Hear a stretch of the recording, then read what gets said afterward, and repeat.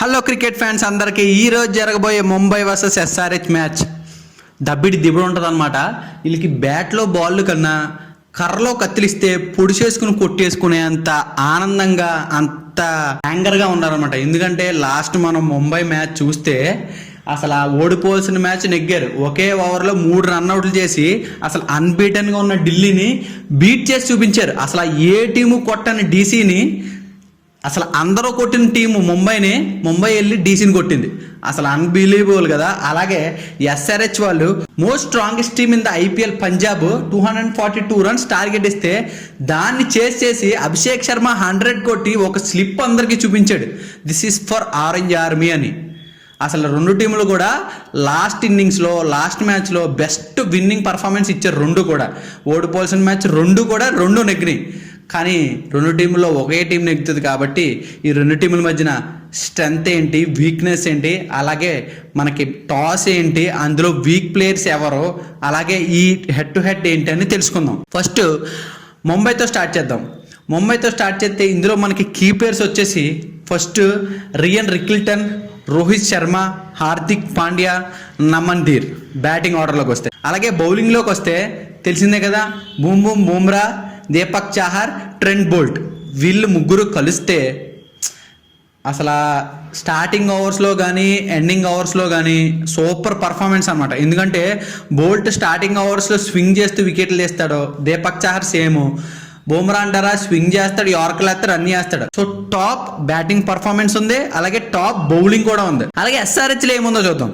ఎస్ఆర్హెచ్లో key players వచ్చేసి Abhishek Sharma, Travis head, Heinrich Klaasen. అలాగే బౌలింగ్లోకి వచ్చి ఎవరున్నారంటే ప్యాట్ కమిన్స్, హర్షల్ పటేల్, మిగిలిన వాళ్ళని మీరే యాడ్ చేసుకోండి. బౌలింగ్లో ఇంకెవరున్నారో టాప్ ప్లేయర్స్ అని. లాస్ట్ టైం మలింగా అన్న ఒక ప్లేయర్ని తీసుకొచ్చారు, బాగానే వేసాడు. ఒక మ్యాచ్ బాగా వేశారు కదా అని మనం నమ్మకూడదు కదా, అన్ని మ్యాచ్లు బాగా వేయాలి. సో ఇక్కడ మనకి ఎక్కడ జరుగుతుంది మ్యాచ్ అంటే వాంకడే స్టేడియం అంటే చిన్న పిచ్ అనమాట. ఇంకా మామూలుగా పెద్ద పెద్ద పిచ్చుల్లో ఉన్నాయి, ఎక్కడెక్కడికో కొడతా ఉంటారు వీళ్ళు. ఇలాంటి చిన్న పిచ్లోకి వస్తే అసలు ఎలా ఆడతారో చూద్దాం. అసలు వాంకడే స్టేడియం అనేది పిచ్ రిపోర్ట్కి వస్తే బ్యాటింగ్ సర్ఫేస్ ఫ్రెండ్లీ అనమాట, ఈజీగా. సో ఇనిషియల్ స్టేజ్లో అంటే ఫాస్ట్ బౌలర్స్కి లైట్గా బౌన్స్ అవుతూ ఉంటుంది, బౌన్స్ అండ్ స్వింగ్ అవుతుంది అనమాట ఇనిషియల్ స్టేజ్లో. సో డ్యూ అనేది చాలా క్రూషియల్ అనమాట. సో బాల్ గ్రిప్పింగ్ చేయడానికి డ్యూ అనేది చాలా కష్టంగా ఉంటుంది. ఎందుకంటే సెకండ్ ఇన్నింగ్స్లో డ్యూ వస్తుంది, డ్యూ వచ్చిన తర్వాత మనం బాల్ని గ్రిప్ చేయలేము.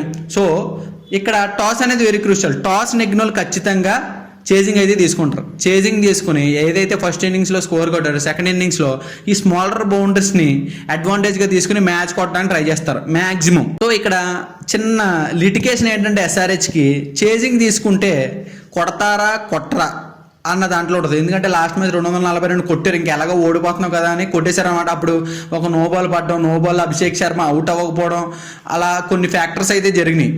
సో ఇక్కడ జరగలేదు అనుకో, అలాగా మ్యాచ్ కొట్టలేదు అనమాట. ఎందుకంటే స్టార్టింగ్లోనే అభిషేక్ శర్మ అయిపోయాడు, 100 రన్స్ ఇచ్చాడు. సో అక్కడ వికెట్ పడి ఉంటే కొద్ది ప్రెజర్ అయితే బిల్డ్ అవుతుంది, కాకపోతే వికెట్ పడలేదు, నో బాల్ పడింది కాబట్టి మ్యాచ్ కొట్టారు, ఆ ఫ్యాక్టర్ అనుకుందాం. కాకపోతే చాలా తక్కువ రేర్ కేసులో చేసింగ్ కొట్టింది ఇప్పుడు కూడా ఎస్ఆర్హెచ్. ఫస్ట్ బ్యాటింగ్లో హై స్కోరింగ్ గేమ్ ఆడి సెకండ్ బ్యాటింగ్లో ఎలాగ స్కోర్ ఇచ్చేసినా సరే మ్యాక్సిమం 260, 270 కొడితే 240, 250 రన్స్ కూడా ఇచ్చేస్తారు. సో చేసింగ్ అనేది కొద్దిగా కష్టం నాకు తెలిసి ఎస్ఆర్హెచ్ వాళ్ళకి. దట్టు వీరిద్దరి మధ్యన హెడ్ టు హెడ్ ఎన్ని మ్యాచ్లు జరిగినాయి అంటే 23 మ్యాచ్లు జరిగినాయి. 23 మ్యాచ్ల్లో 13 మ్యాచ్లు ముంబై నెగ్గింది, 10 మ్యాచ్లో ఎస్ఆర్హెచ్ నెగ్గింది. కానీ మీరు లాస్ట్ 5 మ్యాచెస్ చూసుకుంటే 3 మ్యాచ్లు ముంబై, 2 మ్యాచ్లో ఎస్ఆర్హెచ్ నెగ్గింది. లాస్ట్ ఇయర్లో ఒక మ్యాచ్ ఎస్ఆర్హెచ్, ఒక మ్యాచ్ ముంబై నెగ్గింది, అలా అనమాట. సో ఎడ్జ్ అయితే స్లైట్గా ఉంది. సో టాస్ అనేది తీసుకుంటే బ్యాటింగ్ చేసుకుంటారా బౌలింగ్ చేసుకుంటారదే ఈ రెండు టీంల మధ్య మనకు అనవసరం. ఎందుకంటే కొట్టుకుంటాడు అనమాట. కొట్టుకున్నోడికి కొట్టుకున్నంత, రన్లు వచ్చినంత. కానీ లాస్ట్ ఇదే ఐపీఎల్లో ఫస్ట్ మ్యాచ్లో 286 కొట్టారు మన వాళ్ళు, తర్వాత 190, 180, 160 కొట్టారు. ఇప్పుడు 242 చేశారు. సేమ్ 242 ఫామ్ని కంటిన్యూ చేస్తారా, లేదా ఫస్ట్ మ్యాచ్లో 286 కొట్టి 190 రన్ల ఫామ్ని కంటిన్యూ చేస్తారా అన్నదే చిన్నదనమాట. ఎందుకంటే అందరు ఫ్యాన్స్ ఇప్పుడు మంచి యాటిట్యూడ్తో 300 కొట్టాలి మా వాళ్ళు అంటారు. సో వీళ్ళు ఆ ప్రెజర్ తీసుకుని కొట్టాలని ఇంటెన్షన్లో వికెట్లు ఫాస్ట్గా ఇచ్చేస్తారు. బుమ్రా కూడా లాస్ట్ మ్యాచ్లో డీసీలో కరుణ్ నాయర్ కొట్టాడు. మనోడు కూడా ఫుల్ ఫామ్లో వచ్చి వికెట్లు తీసాడు అనుకో ఎటు కాకుండా పోద్ది అనమాట. సో మనకేంటంటే రెండు కూడా ఈరోజు దెబ్బ మ్యాచ్లు అనమాట. అయితే అటైనా అయిపోద్ది లేదా ఇటైనా అయిపోద్ది, వన్ సైడ్. లేదా ఎస్ఆర్హెచ్ వికెట్లన్నీ ఇచ్చేస్తారు, లేదా 280 290 రన్లను కూడా ఎత్తారు. ఆ రెండిట్లో ఒకటి జరుగుతుంది. అంతేగాని దెబ్బ మ్యాచ్ రావచ్చు రాకపోవచ్చు. ఇది 30-70 అనమాట. ఈ వన్ సైడ్ మ్యాచ్ అయితే 90-10 ఆ టైప్లో ఉంటుంది. ఎయిదర్ ముంబైకి వన్ సైడ్ అయిపోద్ది లేదా ఎస్ఆర్హెచ్కి వన్ సైడ్ అయిపోద్ది.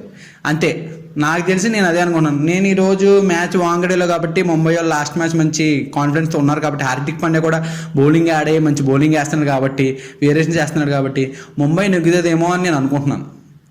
సో మీరేమనుకుంటారో కామెంట్ బాక్స్లో మెన్షన్ చేయండి. నెక్స్ట్ మ్యాచ్లో మంచి ప్రిడిక్షన్తో మళ్ళీ వస్తాను. అప్పటి వరకు don't forget to like, share and subscribe. సరే మరి ఉంటాను. Bye bye.